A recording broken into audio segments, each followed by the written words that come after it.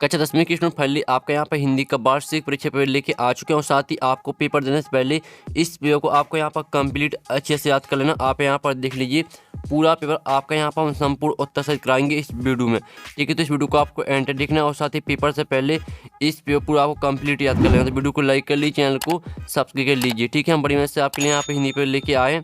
तो आप यहाँ पर देख लीजिए आपके यहाँ पर रोल नंबर निकल रहा था, साथ ही आपका यहाँ पर हाई स्कूल मुख्य परीक्षा वर्ष 2024 हाई स्कूल एग्जामिनेशन मेन 2024, ठीक है। आप यहाँ पढ़ सकते हैं। आपका यहाँ पर हिंदी विषय का पेपर है, साथ ही मार्क्स आपका 75 अंक रहने वाला। समय आपका यहाँ पर 3 घंटे रहेगा। साथ ही आपके यहाँ पर निर्देश आते हैं, सही प्रश्न को उत्तर लिखिए और फिर आपका दूसरा निर्देश आता है प्रश्न क्रमांक 1 से 5 तक वस्तुनिष्ठ प्रश्न है और प्रत्येक उप प्रश्न के लिए एक एक अंक, कुल 30 अंक निर्धारित, ठीक है। तो आपके यहाँ पर निर्देश आते हैं तो आप निर्देश ही पढ़ सकते हैं। तो फाइनली आप यहाँ पर देख लीजिए आपका जो हिंदी पे वो आ चुका है। तो चलिए स्टूडेंट जो आपके यहाँ पर हिंदी पे वो देख लेते हैं, तो वीडियो को लाइक और चैनल को सब्सक्राइब जरूर कर लीजिए, ठीक है, क्योंकि हम आपके लिए यहाँ पर बड़ी मेहनत से पेपर लाते हैं, ठीक है। तो चलिए आपको यहाँ वीडियो को ध्यान से देखना और सुनना, जैसे पूरे ऑब्जेक्ट है वो आपको यहीं पर याद करने, ठीक है। हम संपूर्ण उत्तर आपका पूरा पेपर कराएंगे। तो आप यहाँ पर देख लीजिए, पहले तो आते हैं सही विकल्प चुन के लिखिए, 6 नंबर के आपके सही विकल्प आते हैं। तो आप यहाँ पर देख लीजिए पहला आता है हिंदी के पद्य साहित्य का दूसरा काल है, तो आपका आता है रीतिकाल और बाता आदिकाल, ठीक है। और फिर आपका साता भक्ति काल और दाता आधुनिक काल। तो यहाँ पर हिंदी के पद्य साहित्य का दूसरा काल है, तो इसका करेक्ट आंसर आपका सा रहेगा भक्ति काल, ठीक है। तो आपको यहाँ पर अच्छे से याद करते जाना है, वीडियो को ध्यान से देखना और सुनना है, ठीक है। पूरे ऑब्जेक्ट आपको यहीं पे याद कर लेने हैं। फिर दूसरा था कवि ने बादलों को किसकी कल्पना के समान पाले हुए माना है, बाल कल्पना, आसमान की कल्पना और विद्युत की कल्पना, काले घुंघराले बालों की कल्पना। तो जो आपका यहाँ पर दिए कवि ने बादलों को किसकी कल्पना के समान पाले हुए माना है, तो इसका करेक्ट आंसर आपका दा रहेगा काले घुंघराले बालों की कल्पना, ठीक है। अब चलिए आपके यहाँ पर देख लेते हैं तीसरा। तो आपका तीसरा आता लय, तुक, यति, गति, मात्रा एवं चरण से युक्त रचना को कहते हैं। रस कहते हैं, छंद कहते हैं, अलंकार, दाता इनमें से कोई नहीं। तो जो आपके यहाँ पर दिए लय, तुक, यति, गति, मात्रा एवं चरण से युक्त रचना को कहते हैं, तो यहाँ पर छंद कहते हैं। तो आपका तीसरे का रहेगा बा करेक्ट आंसर। अब चलिए आपके यहाँ पर चौथा आता है। तो चौथा आप यहाँ पर देख लीजिए, नेताजी का चश्मा कहानी का मूल भाव है, ये आपको बताना है। तो आपका आता है शिक्षा का विकास, प्रेम संबंध, समाज सुधार और देशभक्ति की भावना। तो जो आपके यहाँ पर दिए नेताजी का चश्मा कहानी का मूल भाव है, तो इसका उत्तर आपका दा रहेगा देशभक्ति की भावना। अब आता है आपका पाँचवा आता है जिस समाज से प्रथम पद विशेषण और दूसरा पद विशेष होता है उसे कहते हैं। द्विगु समास कहते हैं, द्वंद्व समास, अव्यय समास या कर्मधारय समास। तो यहाँ पर जिस समास में प्रथम पद विशेषण और दूसरा पद विशेष होता है उसे कहते हैं आपका यहाँ पर कर्मधारय समास, ठीक है। आपका यहाँ पर 5 में करेगा दा करेक्ट आंसर। तो आपका यहाँ पर अच्छे से याद करना, ठीक है। 6वां आता माँ ने भोलेनाथ के घाव पर लगाया मरहम, दवाई, पिसी हुई हल्दी, तुलसी का रस। तो यहाँ पर माँ ने भोलेनाथ के घाव पर लगाया, तो इसका करेक्ट आंसर आपका सा रहेगा पिसी हुई हल्दी, ठीक है। आपका यहाँ पर 6वें का सा करेक्ट आंसर रहेगा। तो आपने यहाँ पर जो आपके सही विकल्प वो आपके कंप्लीट हो जाते हैं, ठीक है। अब चलिए आपके यहाँ पर आते हैं रिक्त स्थान में सही विकल्प का चयन कर लिखिए। आपके यहाँ पर आते हैं 6 नंबर के रिक्त स्थान। तो पहला था गोपियों के लिए श्री कृष्ण, ठीक है, हारिल की डॉट की तरह है, तो इसमें आपका यहाँ पर लकड़ी करेक्ट आंसर रहेगा, ठीक है, लकड़ी की तरह है। फिर आपका यहाँ पर दूसरा था नायक नायिका के संयोग या वियोग का वर्णन डोडो रस में होता है।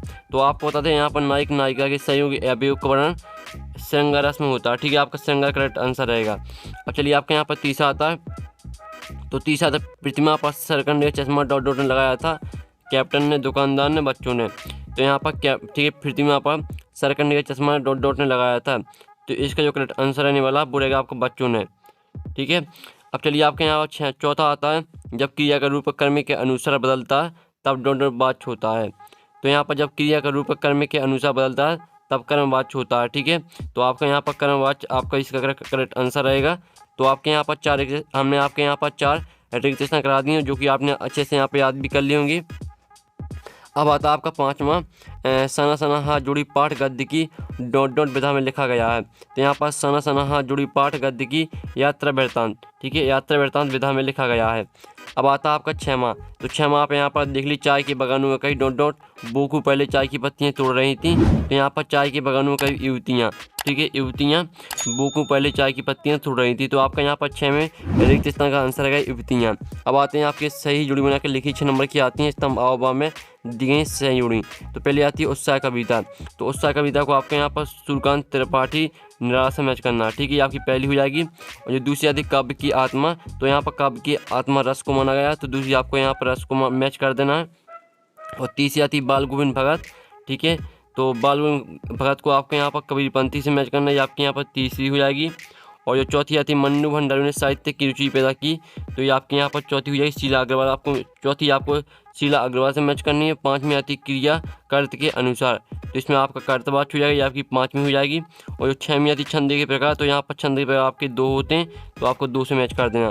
तो जो आपके यहाँ पर 6 नंबर की सही जोड़ी वो आपकी कंप्लीट हो जाती है, आप स्क्रीनशॉट ले सकते हैं। अब चलिए आपके यहाँ पर आते हैं एक शतवाक मुतअद्दी 6 नंबर के आते हैं, तो इन्हें भी आपको यहाँ पर ध्यान से देखना, ठीक है। तो पहला आता है जयशंकर प्रसाद की आत्मकथा कविता किस पत्रिका में प्रकाशित हुई थी। तो यहाँ पर जयशंकर प्रसाद की आत्मकथा कविता हंस पत्रिका में प्रकाशित हुई थी। तो पहले का उत्तर आपका यहाँ पर हंस पत्रिका हो जाएगा, ठीक है। आप यहाँ पर देख लीजिए, जो पहले का उत्तर रहेगा वो रहेगा आपका हंस पत्रिका। अब चलिए आपके यहाँ पर दूसरा आता है भोलानाथ और उसके साथी अमोले को घिसकर क्या बजाते थे। तो इसका आंसर आपका रहेगा भोलानाथ और उसके साथी अमोले को घिसकर शहनाई बजाते थे। तो आप यहाँ पर देख लीजिए, आपका यहाँ पर दूसरे का उत्तर शहनाई हो जाएगा, ठीक है। आप यहाँ पर इस तरह से भी आंसर लिख सकते हैं, भोलानाथ और उसके साथी अमोले को घिसकर शहनाई बजाते थे। इस तरह से भी आप पूरा वाक्य लिख सकते हैं, नहीं तो आप उत्तर में यहाँ पर सिर्फ शहनाई बस लिख सकते हैं। आपको नंबर पूरे यानी आपको 1 नंबर मिलना है, चाहे आप हौसला लिख दें चाहे सिर्फ शहनाई लिख दें, आपको नंबर पूरे मिलेंगे। और तीसरा आता है संस्कृति निबंध हमें किससे टकराने की प्रेरणा देता है। तो यहाँ पर संस्कृति निबंध हमें, ठीक है, आप यहाँ पर देख लीजिए, इसका आंसर रहेगा संस्कृति निबंध हमें जीवन के विभिन्न पहलुओं के बारे में सोचने के लिए प्रेरित करता है। साथ ही आप इस तरह से भी लिख सकते हैं, और साथ ही आप यहाँ पर इस तरह से भी लिख सकते हैं, हम आपको बता देते हैं। तो आप यहाँ पर इस तरह से भी लिख सकते हैं, संस्कृति निबंध हमें जीवन के विभिन्न पहलुओं से टकराने की प्रेरणा देता है, ठीक है। ये आपका तीसरे का उत्तर रहेगा। चौथा आता है टेढ़ी खीर मुहावरे का अर्थ क्या है। तो यहाँ पर टेढ़ी खीर मुहावरे का अर्थ होता है कठिन कार्य, ठीक है। आपको बता दें, जो यहाँ पर टेढ़ी खीर मुहावरे का अर्थ होता है वो होता है कठिन कार्य, ठीक है। चौथे का उत्तर आपका कठिन कार्य हो जाएगा। फिर आपका पाँचवा आता है हिरोशिमा नामक कविता किस काव्य संग्रह से ली गई है। तो यहाँ पर हिरोशिमा नामक कविता आपकी सदनीरा काव्य संग्रह से ली गई, ठीक है। और जो आपका पाँचवा का आंसर है, इसमें हमें थोड़ा डाउट भी है, ठीक है। तो जिसको यहाँ पर थोड़ा सही आंसर पता हो पाँचवें का, वो कमेंट में लिख देना, ठीक है। थोड़ा इसमें पाँचवें आंसर में थोड़ा डाउट है, ठीक है। छठवां आता है कंपनी के काम के सिलसिले में कस्बे से कौन गुजरता था। तो इसका उत्तर रहेगा आपका हवलदार साहब। तो जो आपके यहाँ पर एक शतवाक मतलब वो आपके यहाँ पर कंप्लीट हो जाते हैं। साथ ही आपके यहाँ पर एक शतवाक मतलब सॉल्यूशन है, तो आप यहाँ पर स्क्रीनशॉट ले लीजिए, ठीक है। तो जल्दी से आप यहाँ पर स्क्रीनशॉट ले लीजिए, जिससे आपको याद करने में आसानी जाएगी। अब चलिए आपके यहाँ पर नेक्स्ट क्वेश्चन देख लेते हैं। तो स्टूडेंट आपके यहाँ पर नेक्स्ट क्वेश्चन आता है, जिसमें आते हैं सत्य असत्य का चयन कर लीजिए। 6 नंबर के आते हैं।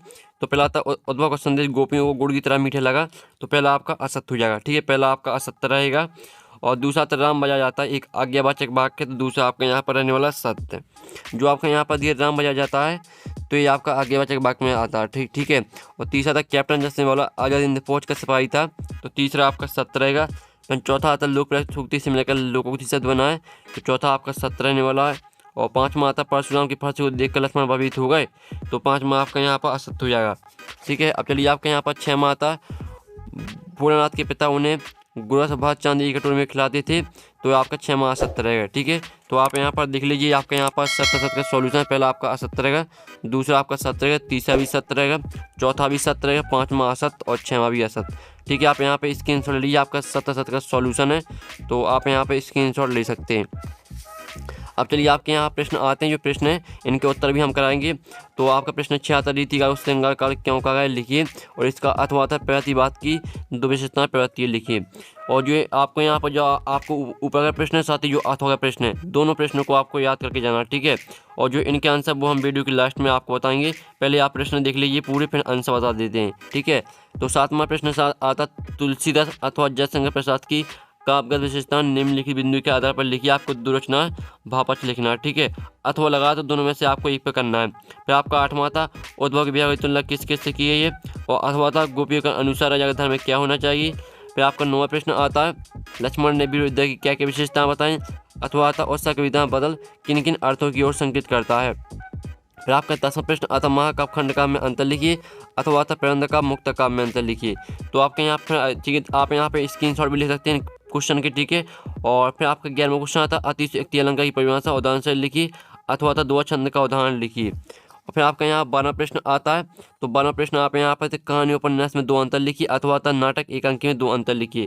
फिर 13 था राम वृक्ष बिनुपुरी अथवा मन्नू भंडारी की साहित्य विशेषता निम्नलिखित बिंदु के आधार पर लिखिए। 2 रचना लिखना, भाषा सही लिखनी है, ठीक है। फिर चंद्रमाता भगत की पुत्रवधू उन्हें अकेला क्यों नहीं छोड़ना चाहती थी, ये आपका 14वां प्रश्न है। और इसका अथवा आता है, तो अथवा आप यहाँ पर देख लीजिए। फिर आपका 15वां आता है सही न होते हुए भी चश्मे वाले को लोग कैप्टन क्यों कहते थे, अथवा वास्तविक अर्थों में संस के व्यक्ति किसे कहा जा सकता है।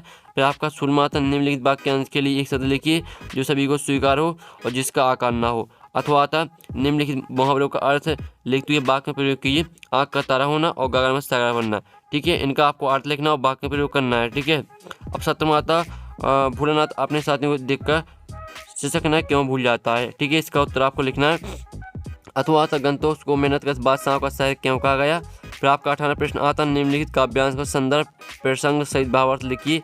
तो आप यहाँ पर देख लीजिए, आपका यहाँ पर काव्यांश दिए तो इसकी आपको संदर्भ प्रसंग सहित आपको भावार्थ लिखना है, ठीक है। अब आता है आपका 19वां प्रश्न जिसमें आप यहाँ पर देख लीजिए निम्नलिखित गद्यांश की संदर्भ प्रसंग सहित व्याख्या कीजिए। बार बार सोचते क्या होगा उस काम का जो आपने, इस तरह से आपका यहाँ पर गद्यांश दिया गया है। तो इसकी आपको संदर्भ प्रसंग सहित व्याख्या लिखनी है, ठीक है। इसका हम और साथ ही 2 लाइन आपकी यहाँ पर इस साइड भी दी गई हैं और इसका अथवा भी आप यहाँ पर देख लीजिए। फिर आपका यहाँ पर 20वां क्वेश्चन आता है मेरे जीवन का लक्ष्य विषय पर एक अनुच्छेद लिखना आपको, ठीक है। अथवा आता है 2 मित्रों के बीच परीक्षा की तैयारी पर संवाद लिखना है। ये तो काफ़ी ईजी है और इसे आपको अपने मन से ही लिखना है, ठीक है। कोई आपको इसमें याद करने की जरूरत नहीं है, आप अपने मन से सोच समझ के लिख सकते हैं। 21वां आता है निम्नलिखित आपरित काव्यांश को पढ़कर पूछे गए प्रश्नों का उत्तर लिखिए। तो ये आपका आपरित काव्यांश आता है, तो इसके आपके 3 प्रश्न आते हैं। 3 प्रश्नों का उत्तर आपको इसी आपरित काव्यांश में मिल जाएंगे।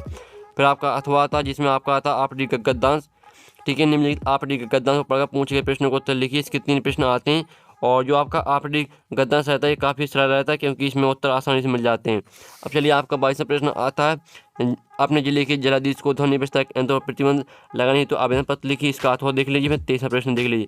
फाइनली आपका यहाँ पर हिंदी का पूरे पेपर हमने कंप्लीट करा दिया है और जो आपके यहाँ पर प्रश्न है, ठीक है, आप यहाँ पर देख लीजिए। आपके जो प्रश्न 6 है, ठीक है, प्रश्न आपका यहाँ पर 6 से लेकर प्रश्न 23 तक का सोल्यूशन आपको टेलीग्राम ग्रुप में मिल जाएगा और टेलीग्राम ग्रुप की लिंक वीडियो की डिस्क्रिप्शन दे रखी है, ठीक है। और साथ ही आप यहाँ पेपर का PDF डाउनलोड करना चाहते हैं तो लिंक आपको वीडियो की डिस्क्रिप्शन में मिल जाएगी। तो यहाँ पर नेक्स्ट वीडियो में, ठीक है, बाय बाय।